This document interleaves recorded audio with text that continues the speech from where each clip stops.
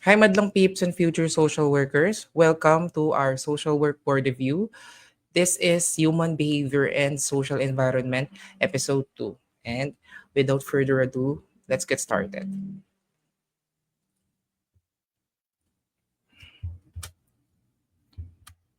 Gentle reminders again, like our previous uh, videos.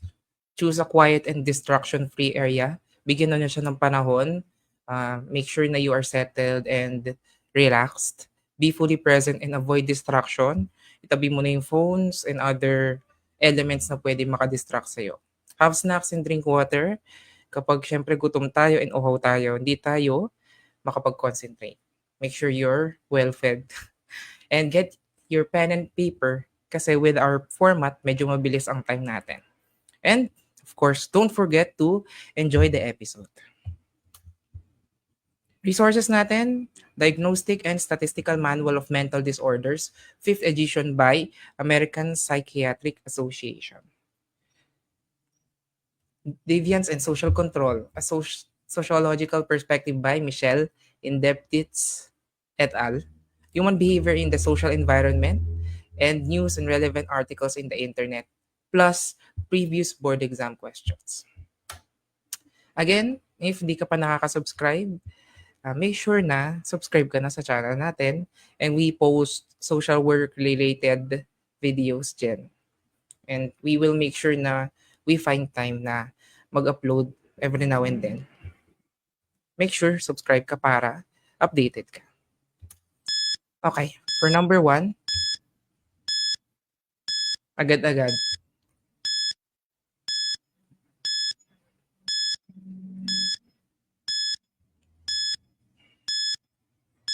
HPS talaga ang pinaghandaan ko last year. Ang lawak kasi ng coverage niya.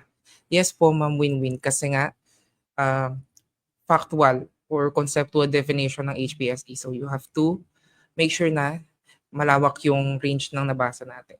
And by the way, ang format natin is question number 26 to 50 kasi in continuation to with the first episode.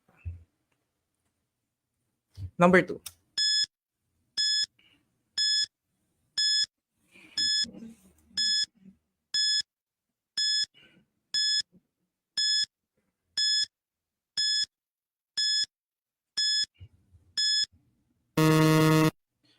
Number 28. Or question number 28.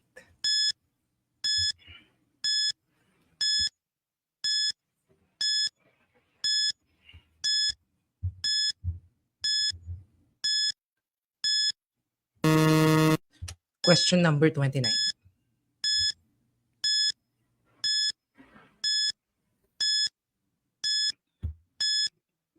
Mm.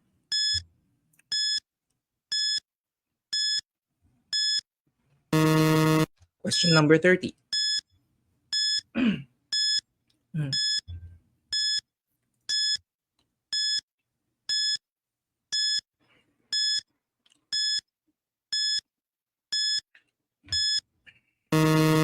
Question number 31.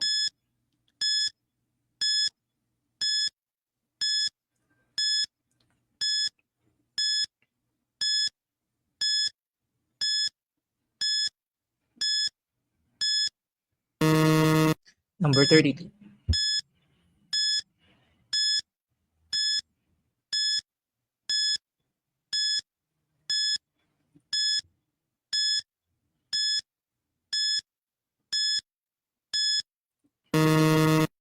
Number 33.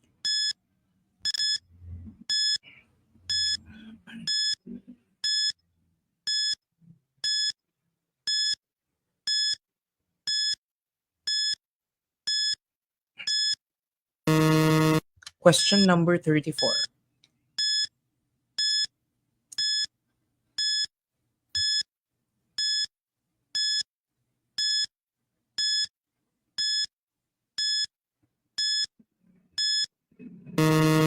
Question number 35.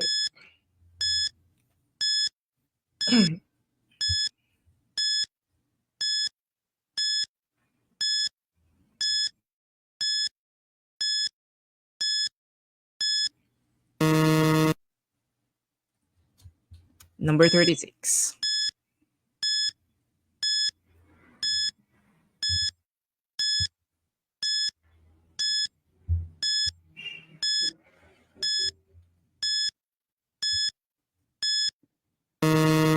Question number 37.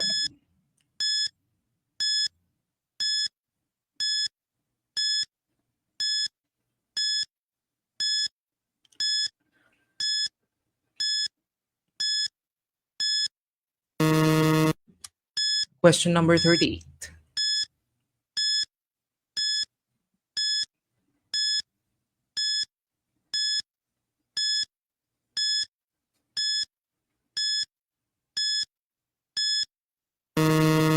Question number 39.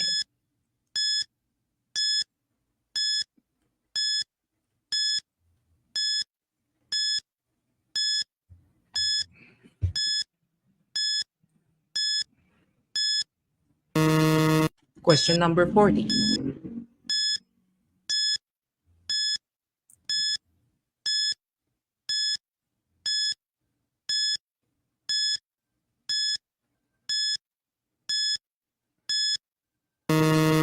Question number 41.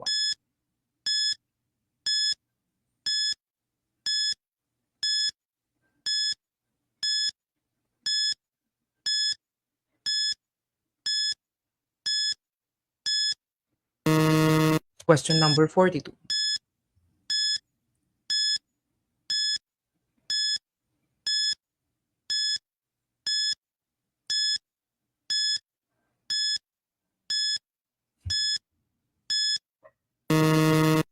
Number 43.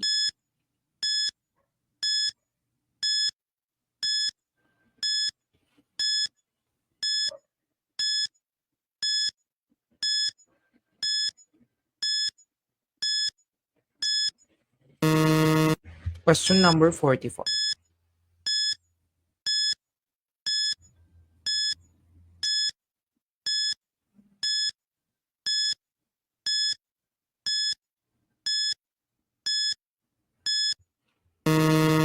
Question number 45.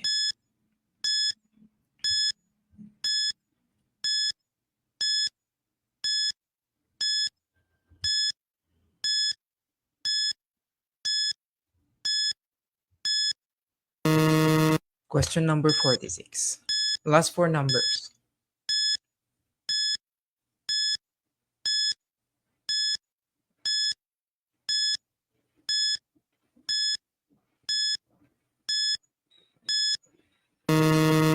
Question number 47.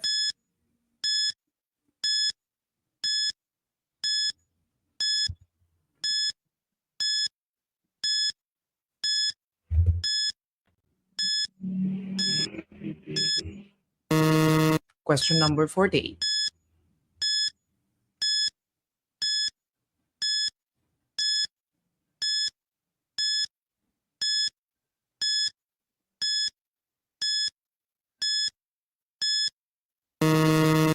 Number 49.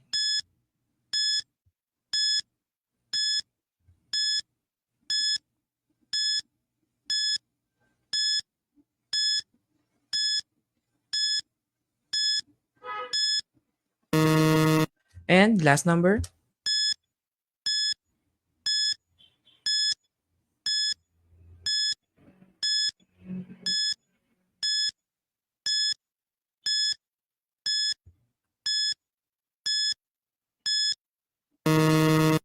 All right, that ends our quick drills, no? On a 15-second time frame.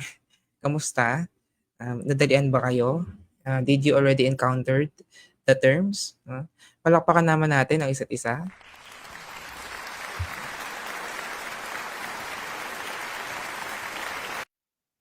All right. So, since na-view na natin and hopefully nasulat nyo siya, let's move on to the item analysis area. But before we do, no, ulit, i-plug natin ang YouTube channel natin. If you're watching this and you want to outsource and gusto mo na aside sa review center na meron ka, mag-review ka rin sa ibang aspect or ibang reviewer, you can check our videos, no? Posted na yan. And every now and then, magpo-post din tayo in a series pa, in a series of episodes. So, without further ado, question number 26. The deliberation of sexual gratification through compulsive display of one's genitals. Is it A, exhibitionism, or B, voyeurism?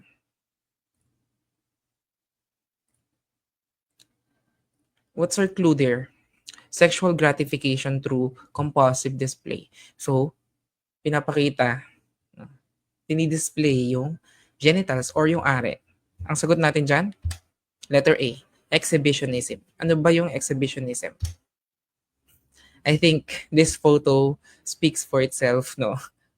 Exhibitionistic disorder involves exposing the genitals to become sexually excited or having a strong desire to be observed by other people. It also refers to deliberate exposure of one's genitals. And yung pinapakitaan mo nito is, of course, unwilling to observe, no? Unwilling audience. It's a strong desire to be observed and it is a mental health condition. This might cause distress or impairment due to urges. Nasagot ba yun? Okay. Number 27. Refers to an impairment of memory, specifically affecting the ability to learn and recall information. Is it A, amnesia, or B, delusions? Impairment of memory is letter A, amnesia. Kapag may amnesia tayo, it's a loss of memory, especially the inability to recall facts, information, and experiences. It's a mental state na nakakapekto with our cognitive functions. Minsan selective din. Sometimes, it's affecting certain capacities. Minsan may maalala ka, minsan specifically yung bagay na yun hindi mo naalala. It might be temporary or permanent, depending on the severity ng case. Ano yung isang option? Delusions. We already encountered this term. It's a false belief held despite evidence to contrary. When you're delusional, that's the term, delusional. You believe in something kahit may evidence naman na nagsusupport na hindi totoo yung sinasabi mo. That's delusion. Number 28. When both hostages and hostage takers acquire a mutual feeling of sympathy, understanding, and other shared positions and subjects, causing them to become enemies of the state. This shift is referred to as, is it A, Stockholm Syndrome, or B, Florence Syndrome? Shout out, Ma'am Florence. May syndrome pala on your name. Ma'am Florence Bunting. Hi there. Okay. Sagot natin, ang clue natin dito, hostage and hostage takers acquire a mutual feeling of sympathy. Sagot natin, letter A, Stockholm Syndrome. Ano ba tong syndrome na to? No? Individuals show empathy toward the abuser, defending their actions or behavior, or blaming themselves for the abuse. No? Ang Stockholm Syndrome, it's not a psychological syndrome or diagnosis. No? It's an emotional response for some people towards dun sa halimbawa kumidnap sa kanila, no? Or abuser nila. And abuser and hostage victims develop positive feelings with each other. That's Stockholm, no? Kapag naman Florence Syndrome or Stendhal Syndrome, it's a psychomatic condition involving rapid heartbeat, fainting, confusion, or even hallucinations due to exposure with objects. And tatandaan natin, with objects, artworks, or phenomena of great beauty. Kumbaga pag nagandaan ka sa isang bagay, magbibilis ang heartbeat mo, minsan may matay ka. Example dyan siguro, if you see specific painting, no? Tas super nagandahan ka, and then dahil overwhelmed ka sa ganda nun, bigla kang may hilo, bibis ang tubok ng puso mo, and you might be there's a possibility na mahimatay ka. That's Stendhal syndrome. Number 29. The performance of any sexual act between a human being and an animal for the achievement of sexual excitation and gratification. Is it A, pedophilia, or B, bestiality? Ang tinutukoy dito, animal. Between human being and an animal. That is B, bestiality. Ano ba yung bestiality? It's a paraphilia characterized by sexual intercourse between a person and an animal. Minsan tinatawag din tong zoophilia. In other terms, when it comes with bestiality, it's a sexual offense wherein yung animal or yung hayop is ginagawa siyang medium for satisfying your sexual desires. Pero that doesn't mean na may emotional involvement. No? Kapag ganun, it's just sexual and walang emotional bonding yan. Pedophilia naman, sexual perversion in the children are the preferred sexual object. Alam naman natin yan. Yung mga pumapatol sa mga bata using their sexually naman. No? Question number 30. Dito na tayo sa defense mechanism. Defense mechanism in which people overachieve in one aspect of their lives to make up for failings in another. People who have terrible familiar situations, for example, may focus their efforts on excelling at work. Is it A, rationalization, or B, compensation?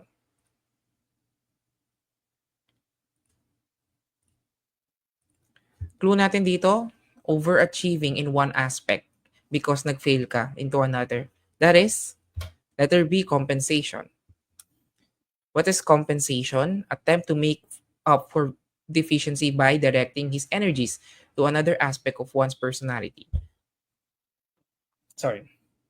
With the graph or the picture naman, nakikita dito since let's assume na yung bata hindi siya masyadong marunong sa math.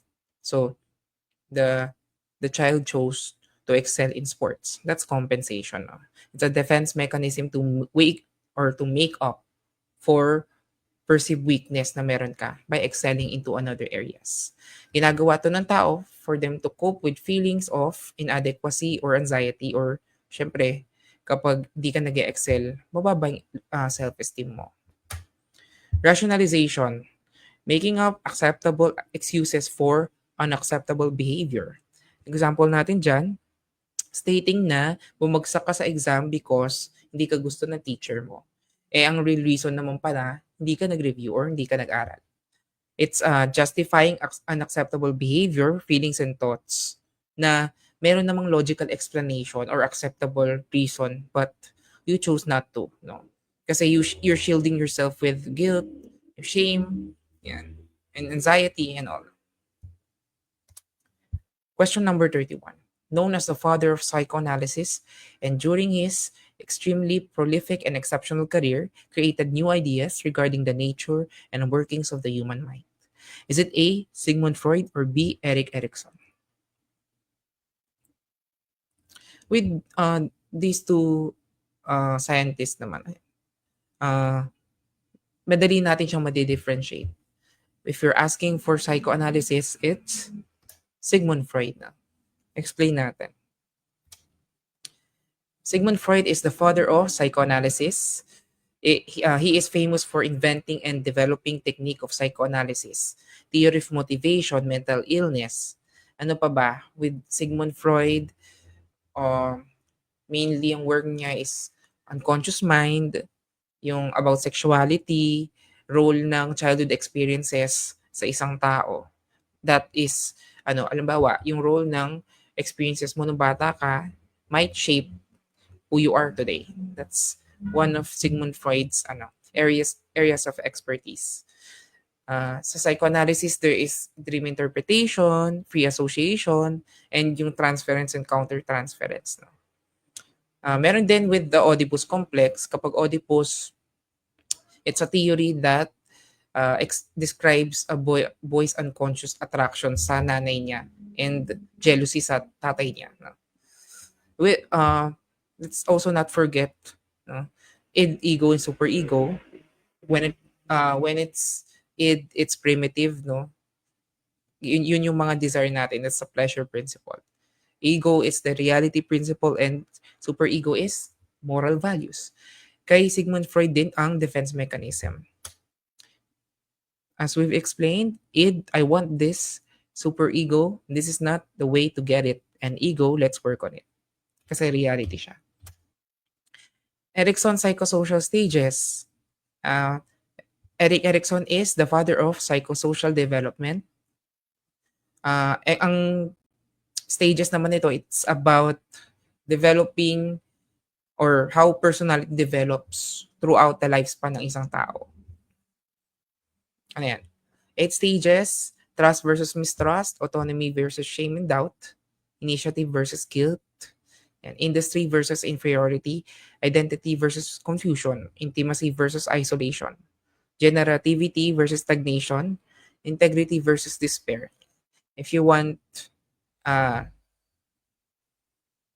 you just have to browse or explain na rin on your own research kung ano yung description yan. But mainly, it's the stages that regards with incorporating social and cultural influences sa isang tao.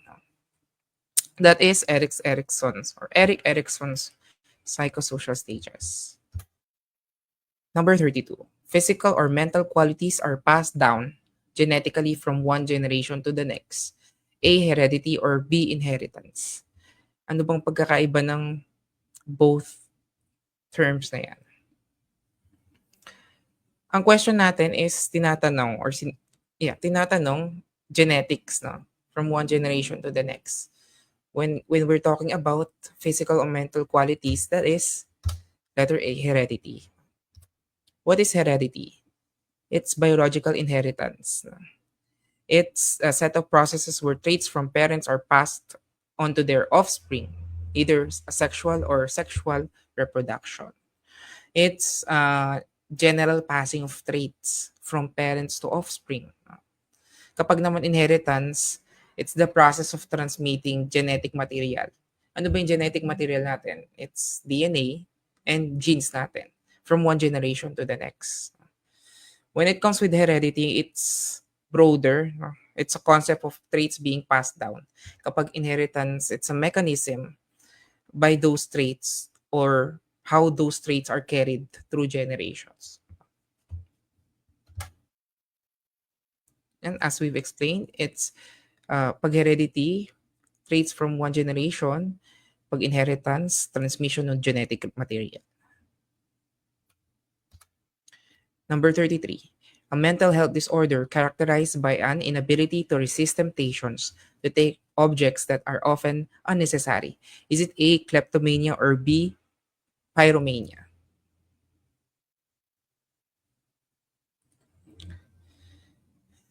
Highlight natin, it's a mental health disorder. Ano pa? Inability to resist temptations. Ibig sabihin, apply natin yung Tagalogin natin siya. Hindi niya mapigilan na kumuha or kunin yung isang object. Minsan, hindi naman necessary or wala namang value yung object na yon. It's just that that person wants to get that thing. No? That is letter A, kleptomania. What is kleptomania or kleptomania? It's a person who steals for no reason or a reason otherwise socially inappropriate. Factors influenced by people steal. Kleptomania refers to specific impulse control disorder and intense urges to shoplift. No? It's about your inability to resist urges na hindi mo naman na kailangan. Sometimes it has no value. Sometimes pwede mo naman siyang bilhin but you want to, gusto mo siyang nakawin. Kahit kaya mo naman siyang bilhin, no? Ang effect nito, it might cause emotional pain sa'yo and for the people around you, no? Or worse, legal. Pwede siyang ma-escalate into legal matter. Pag pyromania naman, it's a deep desire for fire to start. Fires for relief, pleasure, or gratification. It's a serious mental health condition characterized by intentionally and repetitively setting fires. No? Ang different naman niya with arsonist kasi when it comes with arsonist, they start fire for personal reason, monetary or political, no. Kapag naman pyromania, it's a serious mental health condition. Question number 34. Structural mobility occurs when, letter A, a significant population goes up or down the class ladder as a result of socioeconomic changes, or B, a member of a family belongs to a different class than his or her siblings. Anong sagot natin dyan? It's mobility. No? Ibig sabihin, pag mobility, gumagalaw. No? Let's see. Anong sagot natin? Answer natin is letter A. Significant population goes up or down the class ladder as a result of socioeconomic changes. Ano nga ba yung structural mobility? No? Refers to the movement of people up or down the social ladder when there are changes in the overall structure of society. Example natin dyan is globalization. Habang mas nagiging connected yung mundo, ang businesses nag-expand, nagkakaroon ng economic growth. So, tumataas yung mobility or upward siya. No? Kapag naman kabaliktaran, no, it's downward mobility. Example natin dito is automation could lead to decrease in the number of factory workers. Kapag mas lalong automated yung mga bagay natin, example is the machinery, nawawalan na ng role yung mga factory workers kasi may machine na pwedeng gumawa ng work nila. Kapag naman technology, pag masyadong nagiging technological yung mundo, it creates job for the IT sector. Ibig sabihin, nakakaapekto siya sa workforce. No? Not structural mobility, it's up or down. No? Depende sa changes na nangyayari. Number 35. Manslaughter is an example of A, corporate crime, or B, violent crime.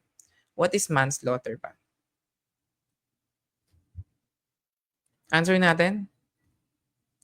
Kasi yung isa dyan, corporate, sinabi natin corporate within businesses, diba? Or white collar. No?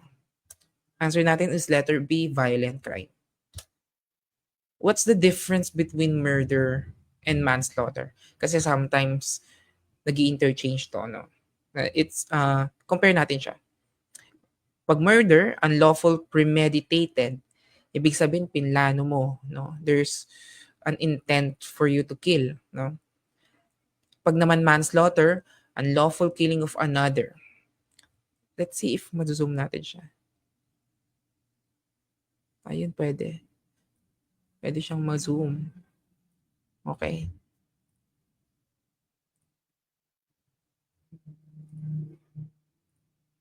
Yeah. Unlawful premeditated kapag manslaughter, unlawful killing of another, essentially without malice. Walang mali siya or hindi mo siya pinlano. That's manslaughter. Murder, may malice. Manslaughter, walang malice. Yun lang naman ang need natin tandaan dyan.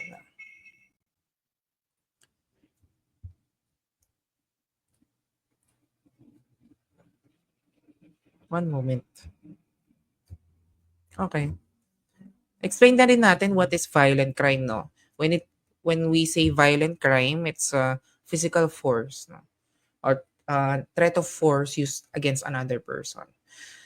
Nasabi na rin yung manslaughter. Ano ba bang few examples ng violent crimes? Meron dyan, murder or homicide.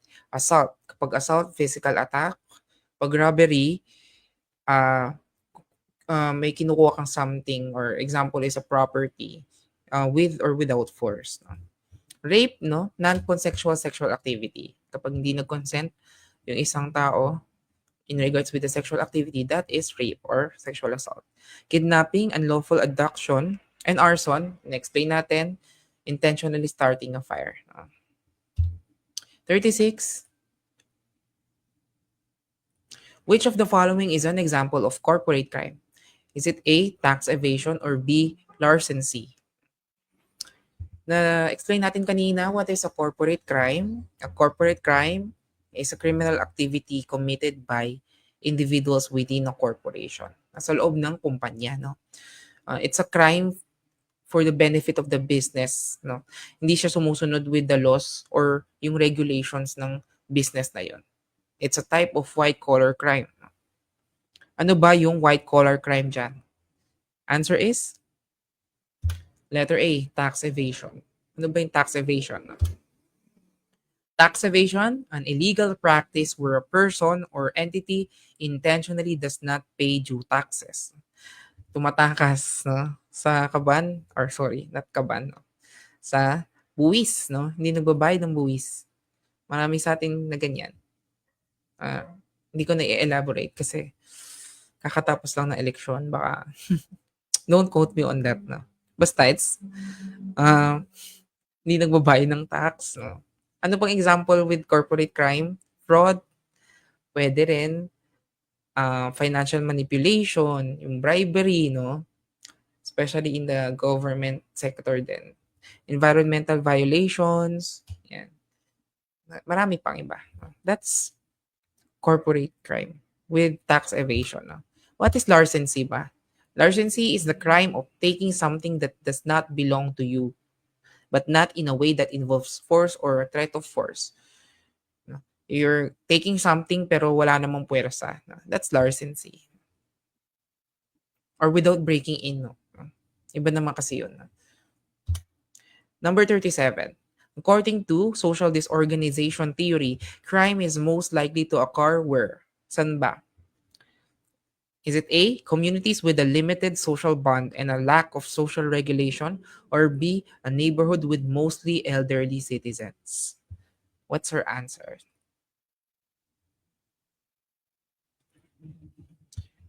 Ang tinatanong is social disorganization theory. Dun pa lang, let's get a clue from that. Answer natin is letter A, communities with a limited social bond and a lack of social regulation. Explain natin what is social disorganization. It states that a crime in a neighborhood is a result of a weakening of traditional social bonds. No? Crime rates in a neighborhood are liquid, walang social order or walang peace. No? Kapag walang peace sa isang neighborhood, there is a huge possibility na magkaroon ng crime. Kapag naman yung social institution, ano ba bang example natin with social institution? Basic unit.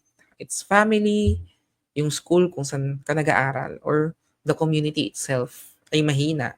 Or mahina yung ano nila, social control. No? Neighborhoods, they might experience high rate ng turnover. No? Possible maraming aalis. Possible tataas yung poverty rate. No? And mawawalan ng economic or ethnic diversity kapag gano'n. Or since mahina yung traditional bonds, tataas yung crime rates. That is social disorganization. If you have any questions, you can type it down din naman. Like, we can flash that through our screen now. Number 38, exclusion from a group's activities or discussions is indicative of A, formal sanctions, or B, informal sanctions. Tingnan natin, i-dissect natin tong question. You are excluded from a group's activities or discussions. Ibig sabihin, it's a form of formal or informal.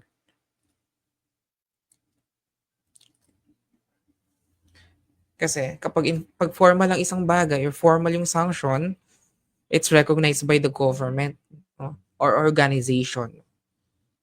Is it necessary to give formal sanctions kapag in-exclude ka sa isang group activity, or halimbawa tinanggal ka just because of something na some reason? Ang sagot natin dyan is letter B. It's still an informal sanction. What is an informal sanction?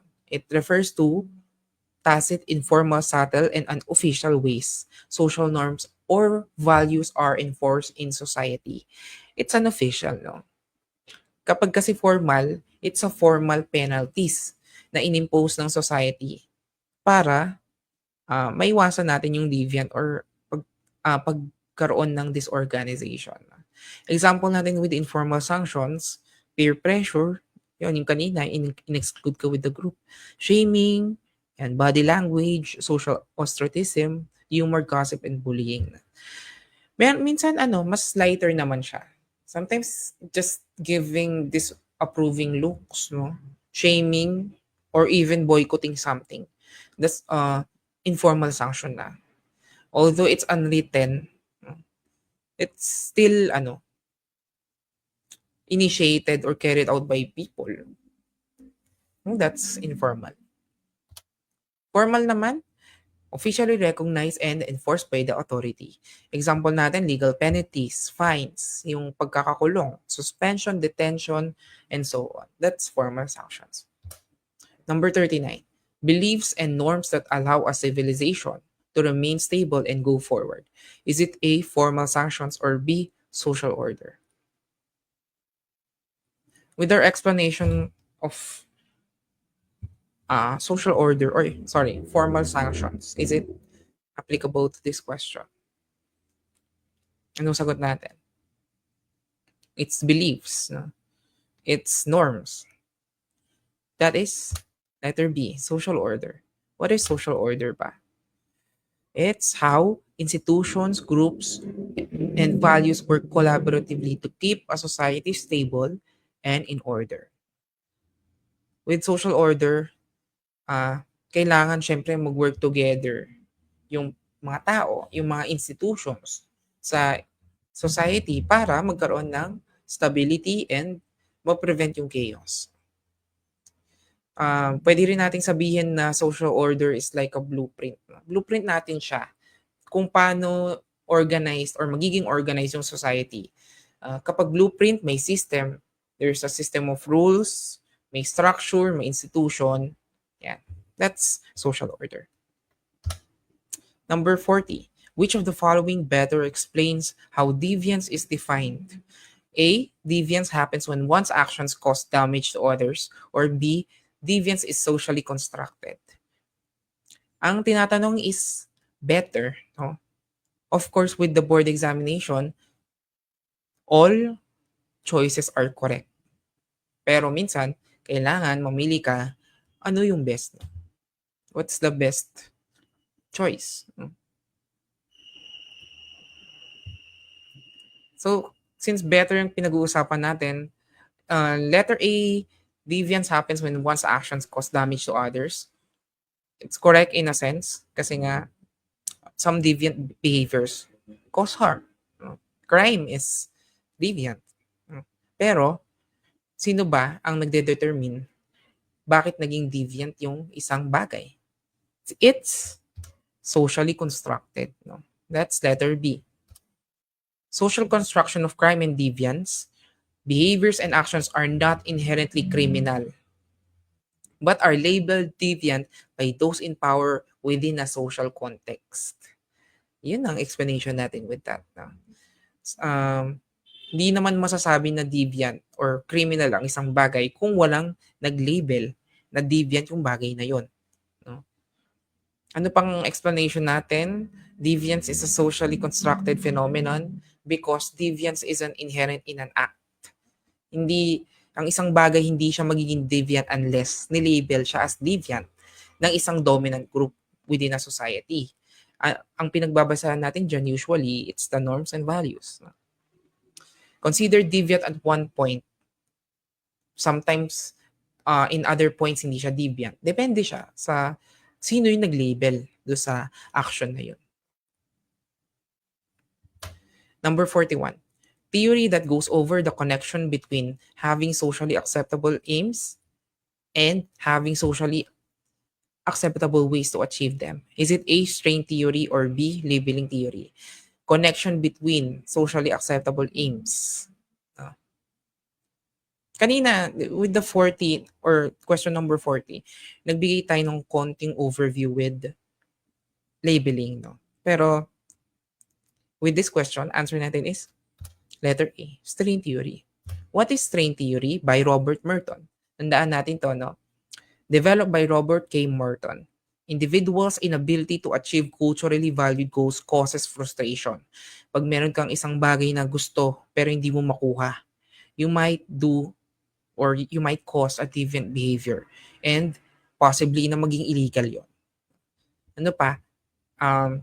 Ang deviant behavior or criminal behavior responds siya with the strains, no? Yung strains na meron ka with your life, that gives you negative emotions. If you fail to achieve yung goals na gusto mo, or nagkakaroon ka ng encounter negatively with others, you might turn into crime para makapag-adapt or makuha mo yung bagay na yun. Bigyan natin to ng context, no? Let's explain deviance typology briefly. Conformity, innovation, ritualism, retreatism, and rebellion. What is conformity? When we talk about conformity, it's individuals accept both the cultural goals. Example natin, yung kayamanan or yung success, no? It's the cultural goals. Ano ba yung legitimate means para makuha yon, no? Education, mag-aral ka, or magsipag ka. That's accepting cultural goals and accepting legitimate means. Kapag innovation naman, dito, individuals accept the cultural goals, no? Tinanggap niya, but reject the legitimate means, no? Kasi gusto mo na makuha yun into illegal or illegitimate manner or ways, no? Example natin with innovation, pagnanakaw, no? Or causing fraud. You accept the cultural goals pero nire-reject mo yung ways para makuha yon. That's innovation. Ritualism, you reject the cultural goals but continue to follow the legitimate means, or often becoming rule followers without a strong sense of purpose. Yun ang ritualism. You reject the cultural goals pero you accept legitimate means para makuha yun. With retreatism naman, individuals reject both the cultural goals and illegitimate means. And ano bang setting nito? You withdraw from society, no? Umalis ka na kasi you reject everything. You reject cultural and legitimate means. Mga tao mostly nagiging homeless or mag-engage into drugs kasi nga wala na silang cultural goals, wala na rin silang institutional means. Rebellion naman, individuals reject both the cultural and legitimate means and nire-replace nila yon. No? You replace or you get or you have a new means para makuha yon without adhering dun sa cultural goals tsaka legitimate means. It means na you challenge the existing social order kung anong meron sa society na kung saan ka nabilang. No? That's rebellion. Labeling naman, we label individuals and groups significantly influence their behavior and self-perception. That's labeling deviance as a result, or individuals become deviant as a result of labels imposed to them. Binibigay yung label sa'yo ng society. No? That's because of your behavior and self-perception. Number 42 posits that criminal conduct is learned via interaction with other criminals. Is it A, differential association theory, or B, social disorganization theory? What's our answer?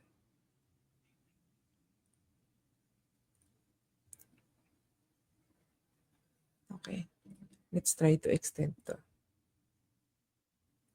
Okay. Criminal conduct is learned via interaction with other criminals. Ang clue natin dito, interaction with other criminals.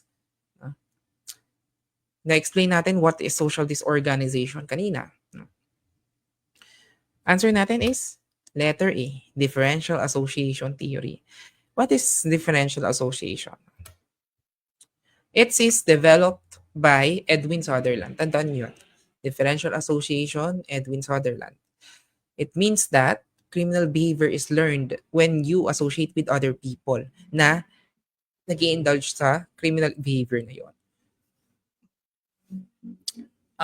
Yun, expose ka with others na nagko-commit sa ganong klaseng behavior. It suggests that individuals become criminals when they are exposed to surplus of pro-criminal definitions. Depende pa rin naman yun. But it's about interaction with persons na delinquent na. A person becomes delinquent because of an excess of definitions favorable to violation of law. Example natin, mafia. People become mafia members by growing up within its culture. Kasi nakikita mo na, no, organized families exist in almost all parts of the world. Yun ang best example natin. Mafia. Number 43. Criminal activity perpetrated by ordinary individuals against other individuals or organizations, typically in public areas. Is it A, hate crimes, or B, street crimes?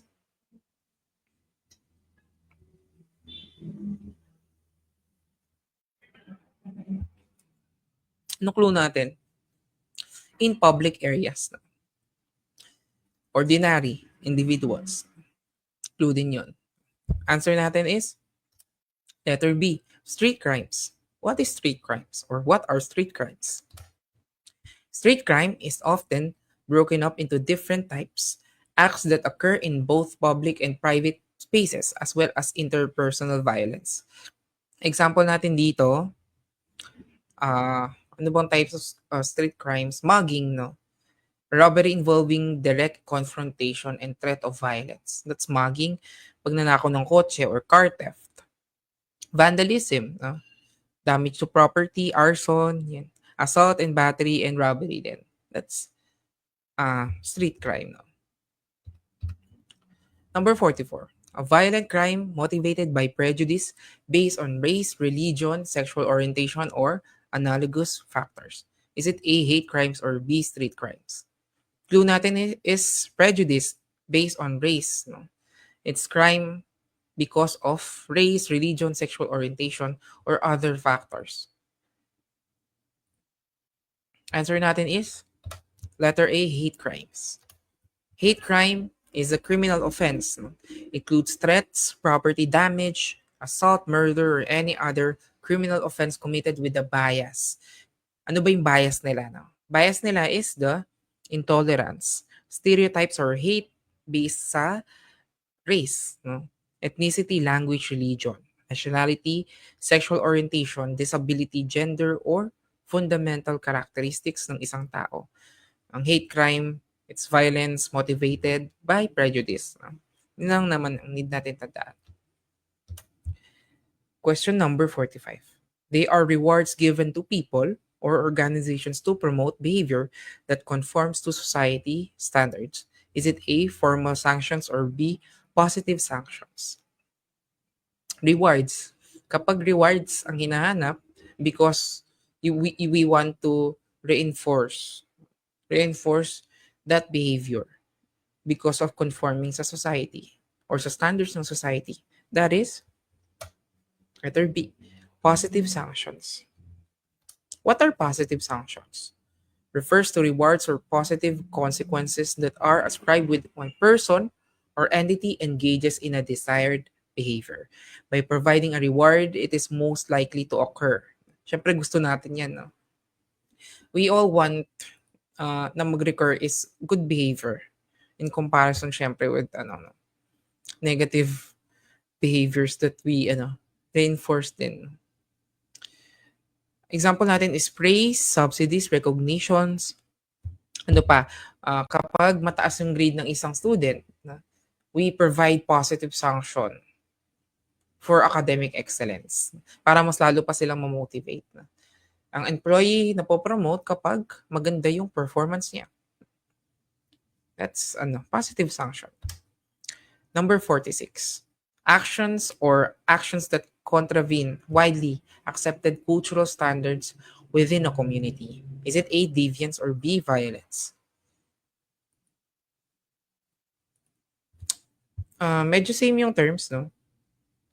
Actions that contravene widely accepted cultural standards. Pero, ang tinatanong dito is not specific eh. Like, when it comes with violence, hindi lang naman violence yung unaccepted within the cultural standards ng community. Answer natin is deviance, of course, no? With deviance, it's a violation of ever-changing social norms.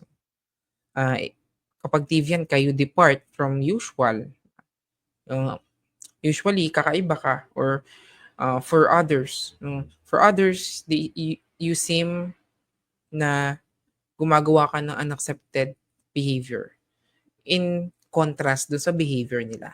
Especially in social or sexual behaviors. Number 47. What is a group whose values, standards, and beliefs serve as a benchmark for individual behavior? Is it A, reference group, or B, primary behavior? Primary group. Group whose values, standards, and beliefs. Benchmark mo to. No? Although, when it comes with primary groups, they can also be benchmarks. Kasi 'di ba, saan ba tayo nag-start na? Our family is our primary group. They can also be considered as benchmarks. But ang tinatanong natin dito is types of group na you compare yourself. No? You compare yourself, you compare your behavior and attitude. That is letter A, reference group. What are types of groups? Yun nga, primary, small, face-to-face, emotion-based. Usually kapag primary, mas matagal. No? Example is family natin. Lagi naman natin nakakasama most of the time. No? Secondary, larger, specialized, impersonal, in group. A group in which a person belongs. You identify with. That's in group. Pag out group naman, you believe na you not belong to the group and you feel na there's a sense of competitiveness or hostility towards the members of the group. And reference, yung sagot natin, strongly influences our behavior and social attitudes. That's reference group. It's, example natin, let's give a context to that. Student, they use their peers or professors for a reference group. Para maging reference kung ano yung performance ng bata or student na yan. Kasi alam naman ng mga kasama niya or yung professors niya kung ano siyang klaseng tao. That's benchmarking comparing or having that influence or guidance. That's reference. Number 48. Which sociological pioneer posited that societal development occurs as a result of class struggle? Is it A, Emile Durkheim, or B, Karl Marx?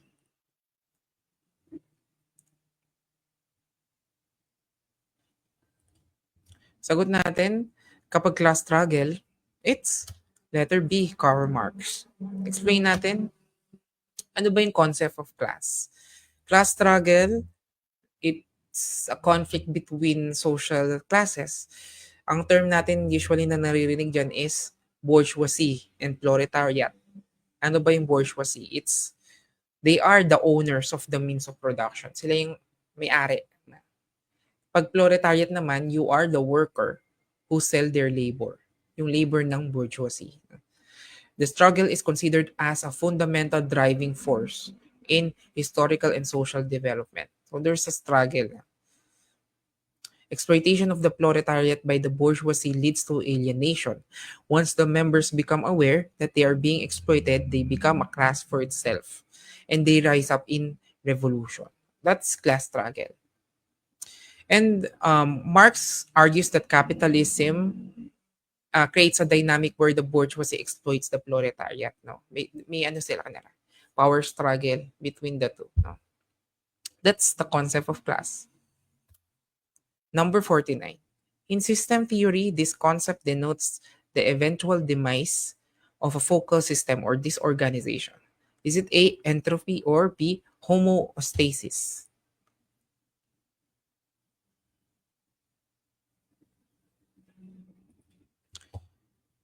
Systems theory na tayo. No? Eventual demise. No? So it means it's chaos, no? May disorganization or disorder. Kapag may disorder, that's a entropy. Anong meaning ng entropy? It's the tendency of the system to progress toward disorganization, depletion, and death. Nothing lasts forever. People age and eventually die. Young families get older and children leave to start their own families. That's reality naman talaga. We cannot deny that. Entropy refers to the degree of disorder or chaos within a social system. In a social work context, ang goal naman natin as a social worker is to reduce or try our best to reduce entropy. No? Kapag may entropy kasi, there's a lack of stability, walang resources para sa clients natin, walang opportunities. So we have to work with the client to improve themselves and the families and yung overall well-being ng community as a whole. That's our role, no? Ano pa example ng entropy? Lack of financial resources, walang pera yung clients, walang bahay, ganyan. Kapag kasi walang bahay, ay malaking factor na yun sa buhay nila. Social isolation, kasi ka, di ba, we don't or we cannot live on our own. No man is an island. We need to have connections or support networks para mawala yung feeling natin na isolation. Lack of opportunity kapag walang access sa education, yung mga tao, walang trabaho, walang maayos na healthcare. That's that perpetuates poverty kapag syempre walang walang access for education, employment, and health. Kapag naman homeostasis, kailangan natin tandaan dyan, kapag yung isang tao under conflict, halimbawa may stress, but still they are motivated to maintain a stable psychological condition. That's homeostasis. Despite everything, no, you're still stable. It's a balance, stability, and equilibrium. No? Kahit marami kang pinagdadaanan with your life, you still find ways to be motivated. That's homeostasis. Balance, equilibrium, maintenance, stabilism. And last number for this episode, a scenario in which two individuals generate income and collaborate in the management of their financial assets. They also jointly assume responsibility for spending. Is it A, dual earner families, or B, dual burden role? Anong sagot natin dito?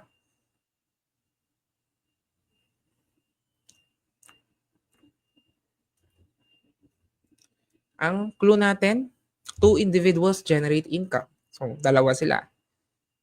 Income, it's earning, no? And may spending din na term. Answer natin is letter A, dual earner families.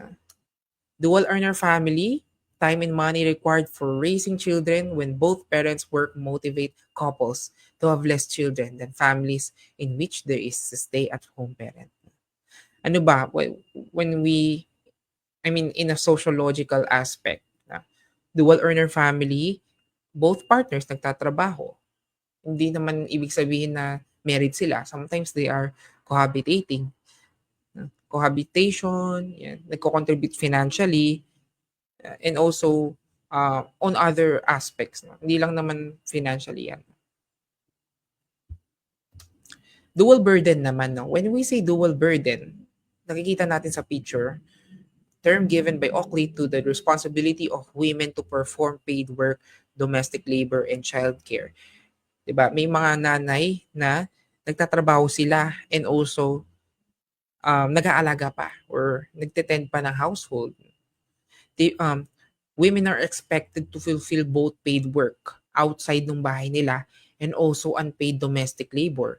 Domestic labor, example, household chores, yan. Pag-aalaga ng bata, caregiving, no?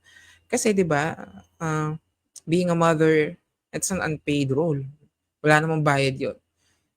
And other women still have to work outside their home para ma-sustain yung pangangailangan ng family. And kailangan pa rin nilang, pag-uwi nila, naglilinis pa sila, mag-aalaga pa sila ng bata. And syempre aalagaan din nila yung asawa nila. That's dual burden. All right. That ends our 25 question episode. Nasaan na yung ano ko?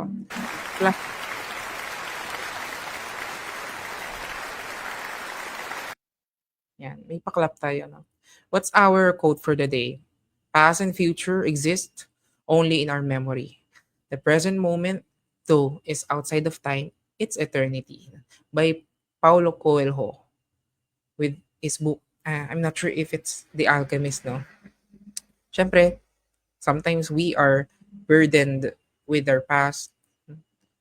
Minsan nag-overtake tayo with the future, but we have to stay in the present kasi Ito lang naman yung sure sa buhay natin, kung ano yung meron tayo ngayon, in this exact moment.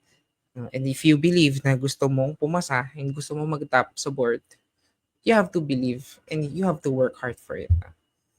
Kasi kalimutan na natin, no? Baka meron sa inyo hindi academically inclined, iniisip nila baka hindi sila pumasa.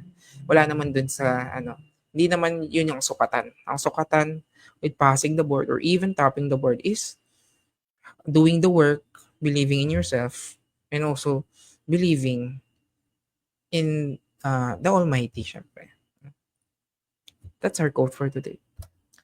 And manifestation, yan, huwag natin kakalimutan, magiging RSW ako ulitin nga natin, nabulol ako. Magiging RSW ako this September 2025. Adya, yan. Fighting, laban lang, konti na lang, and I know you're doing your best for it. And plug na rin natin ulit na if you're not subscribe pa, subscribe ka na sa channel natin. Pag naka-reach tayo ng milestone, mas lalo tayong magsisipag syempre. Kung gusto mo ng new content, no, and gusto mo ng ibang source, yan, browse ka na rin. Meron na tayong few videos dyan na pwede niyong panoorin. And you can also comment, no? Like, comment, share, subscribe, and subscribe nyo na rin or share nyo na rin sa mga kasama nyo na re-review ngayon for the September 2025 board examination. And if you want to ask questions then, you can chat, no? You can comment on the videos and I will do my best to answer it. Thank you so much for watching. Thank you for lending me your time or lending your ears. I know marami tayong ginagawa, but you still you are here until the end. Thank you so much. I hope you have a wonderful day and a wonderful week to come. And good luck. Bye for now.